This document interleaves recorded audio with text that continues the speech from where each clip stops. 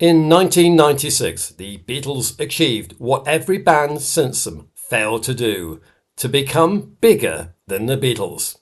This is the story of how they did it, setting new records once more and redefining the way that the music business operates. The hype for the multimedia Anthology project was overwhelming, with ABC trailing heavily the TV series, which aired at the tail end of 1995 over 3 nights. The network was even rebranded for the occasion as A Beatles C. It is the television event of a lifetime, the most anticipated event in 30 years, an event no one thought would ever happen. 2 new Beatles songs. How to get you into my life. Words you've never heard, footage you've never seen. How did it feel to change the world? The Beatles Anthology, coming November 19th, only on A Beatles C. Even rival network CBS had no option but to cover the story, providing free advertising for their competitors. Now comes the Beatles' long-awaited comeback on videotape and CD. So let me introduce to you the act you've known for all these years, and correspondent Mark Phillips in London.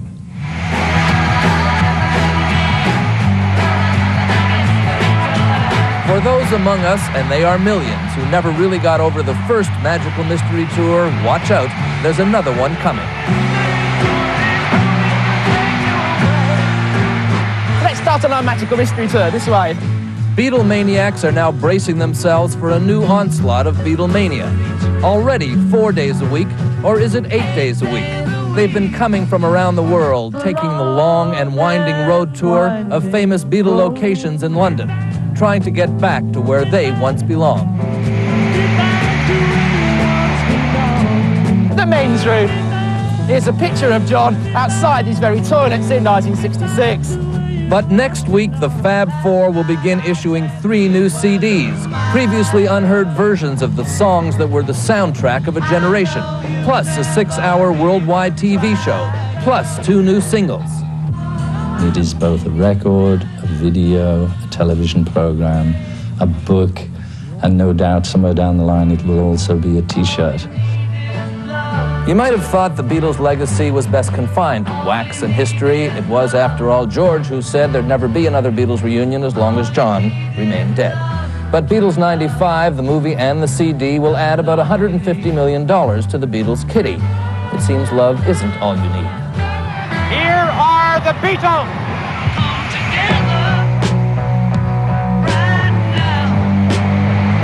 That the Beatles have come together again may have something to do with where they've been these past 25 years. Ringo's a recovered alcoholic. George's business failures have him down to his last 20 million. Only Paul still has more money than he can count and is still the cute one.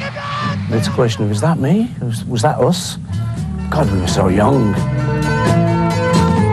The Beatles' pilgrimage ends at the famous Abbey Road crosswalk, from the famous album cover, outside the famous studios, where the graffiti speaks to an appeal that spans generations and geography. They said the strawberry fields would go on forever. We'll see if they were right. Mark Phillips, CBS News, London.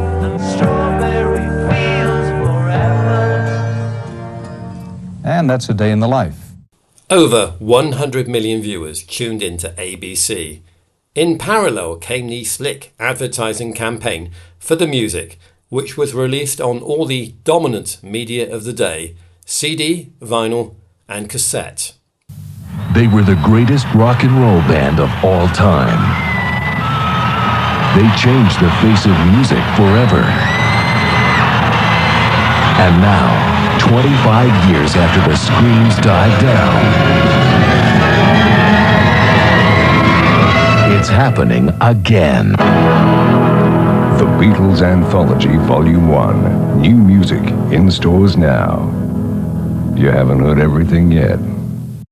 In the days long before social media, a multi-million-dollar Capitol Records advertising campaign saw, by the end of 1996, sales of Anthology 1, 2 and 3 plus a resurgence of interest in their back catalogue studio albums, propel the group to sales of over 20 million that year alone, making the Beatles the biggest selling artist in 1996.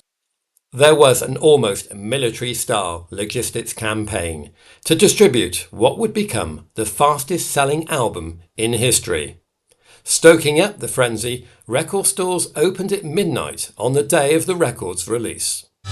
Capitol Records and Apple Corps deployed troops from UPS for an unprecedented overnight delivery of Volume 1 to thousands of retailers across the United States. The record pressing plant shifted into overdrive, working around the clock to meet this extraordinary demand. Thousands of fans stood by overnight in anticipation of grabbing their piece of rock and roll history. The campaign had a truly global reach, the Japanese ads being noticeably more restrained than their Western counterparts. Free as a bird. リアルラブ。25年を経た今、ビートルズが帰ってく。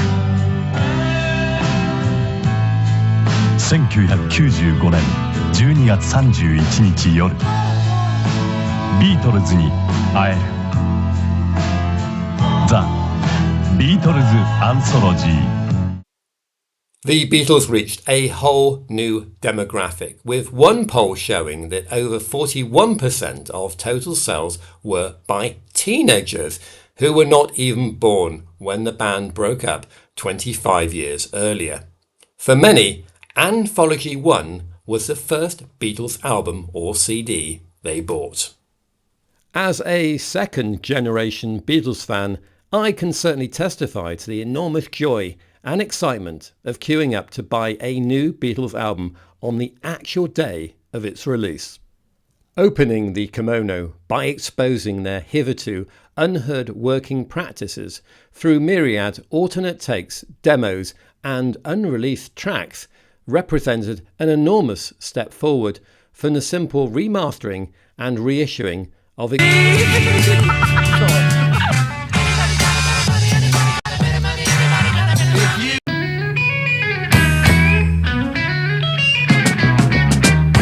The repackaging and marketing of their material redefined how defunct bands manage their back catalogue and legacy to this very day.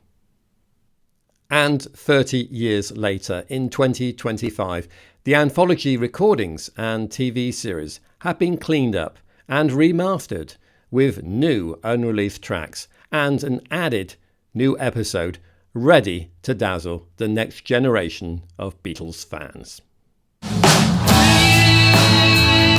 I wish they'd last forever. They could bring happiness to everybody.